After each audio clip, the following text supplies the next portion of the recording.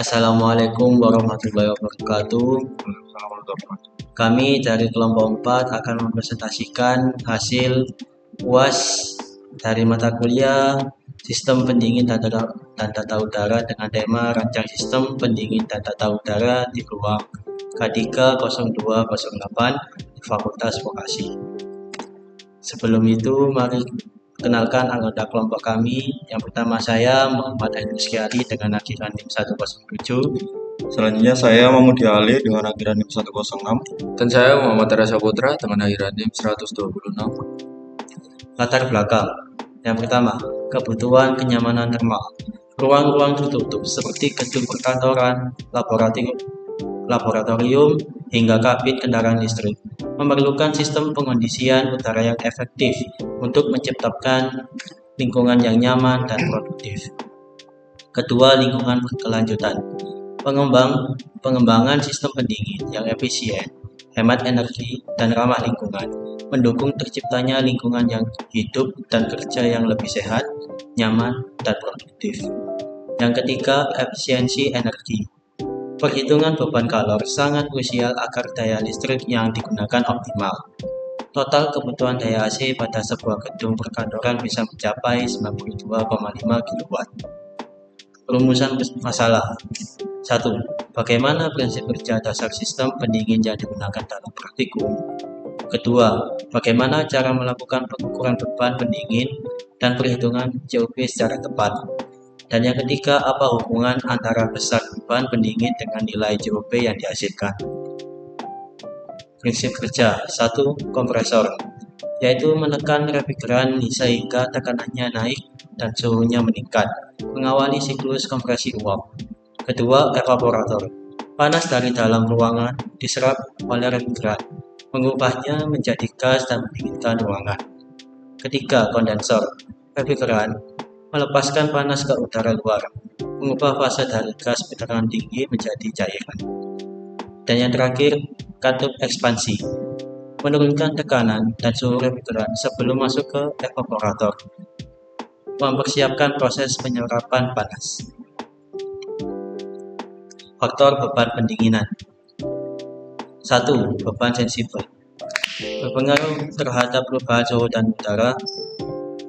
Yang kedua, beban laten berkaitan dengan perubahan kadar kelembapan. Ketiga, beban eksternal dari dinding, atap, jendela, dan infiltrasi.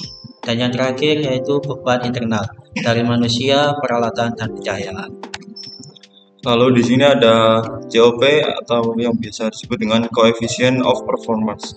Untuk definisi COP sendiri yaitu rasio antara energi panas yang diserap oleh refrigeran atau yang biasa disebut efek refrigerasi terhadap energi kerja yang dibutuhkan oleh kompresor dalam proses sebuah pendinginan. Lalu ada beberapa faktor dari COP sendiri. Di sini ada 4 jenis faktor ya. Yang pertama yaitu desain dan karakteristik komponen sistem. Lalu yang kedua ada jenis dan properti refrigeran. Lalu yang ketiga ada dimensi pipa kapiler, dan yang terakhir yaitu suhu kerja di setiap titik siklus. Lalu untuk peningkatan COP sendiri yaitu yang pertama pemilihan refrigeran dengan nilai GWP rendah. Lalu yang kedua ada pengaturan suhu evaporasi dan kondensasi optimal.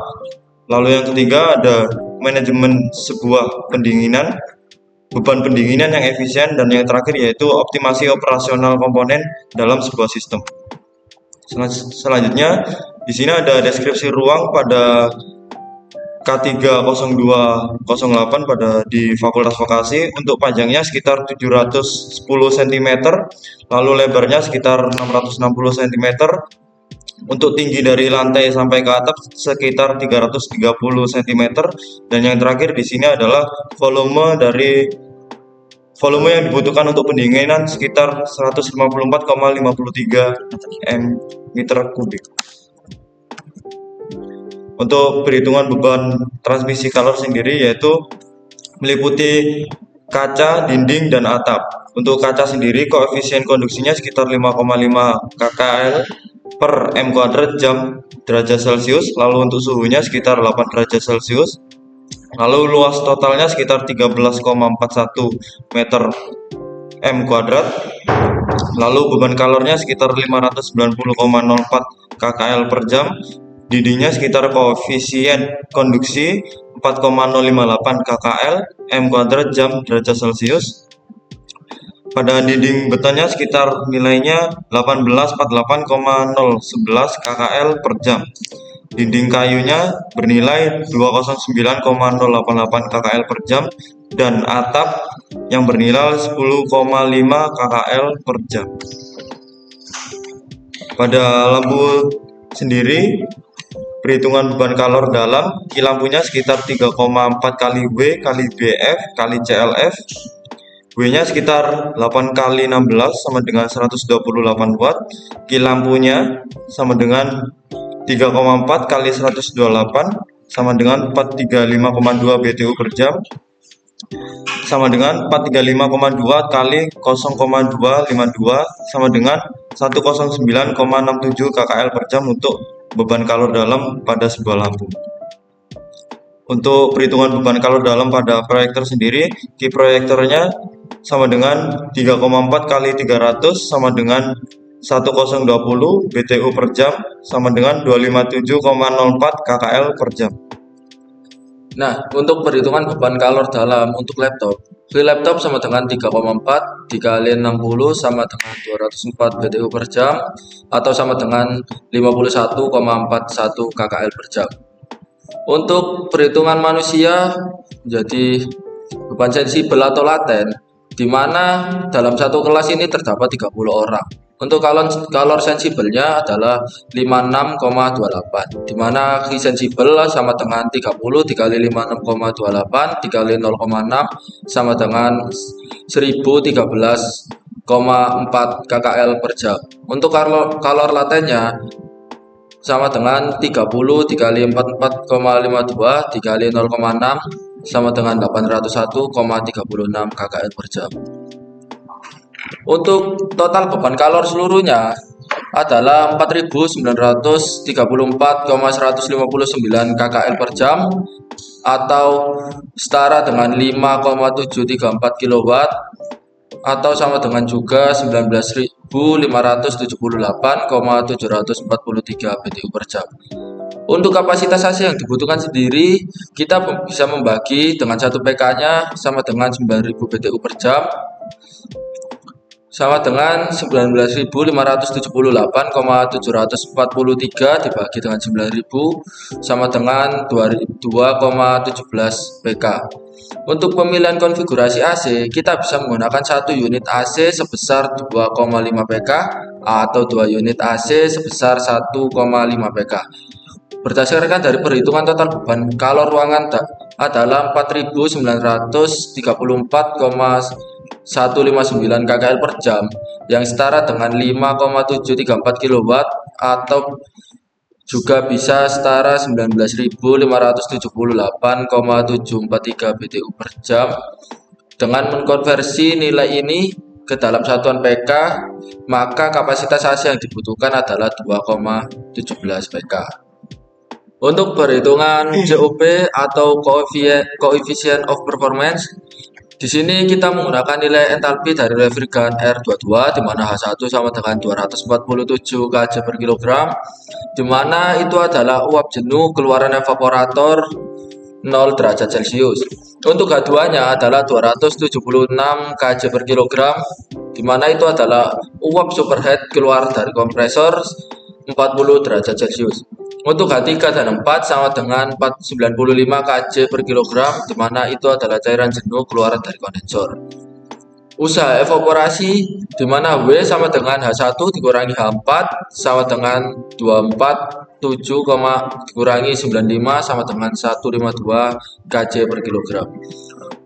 Untuk debit massa refrigerant di mana M aksen sama dengan Q pendinginan dibagi W sama dengan 5,734 kW dibagi 152 kJ per kilogram sama dengan 0,0377 kJ per second. Untuk daya kompresor sendiri di mana PK sama dengan M aksen dikali kurung buka H2 dikurangi H1 kurung tutup sama dengan 0,0377 dikali kurung buka 276 dikurangi 200 47 kurung tutup sama dengan 0,0377 dikali 29 sama dengan 1,0933 kW. Untuk koefisien of performance atau COP, kita menggunakan rumus segi pendingin dibagi dengan daya kompresor, di mana 5,734 kW dibagi dengan 1,0933 kW. Kita mendapatkan COP-nya sebesar 5,2. Ini adalah dokumentasi dari ruangan K30208. Dan untuk kesimpulannya, berdasarkan dari hasil analisis kita, total beban pendingin di ruang K30208 sebesar 4.934,159 KKL per jam atau setara dengan 5,734 kW, terutama disebabkan oleh aktivitas manusia, transmisi panas dinding, dan peralatan elektronik. Untuk solusi yang sesuai adalah penggunaan 1 AC 2,5 PK atau 2 AC 1,5 PK. Untuk sistem pendingin menunjukkan efisiensi yang masih dapat diterima berdasarkan nilai COP. Untuk hasil yang lebih akurat dan efisien, disarankan perancangan distribusi beban panas yang merata, pemilihan teknologi AC yang hemat energi dan ramah lingkungan, penggunaan alat ukur digital, pencatatan data berkala, simulasi performa sistem pendingin, dan juga pemeliharaan secara rutin. Mungkin itu saja yang bisa kami sampaikan, kurang lebihnya mohon maaf. Wassalamualaikum warahmatullahi wabarakatuh.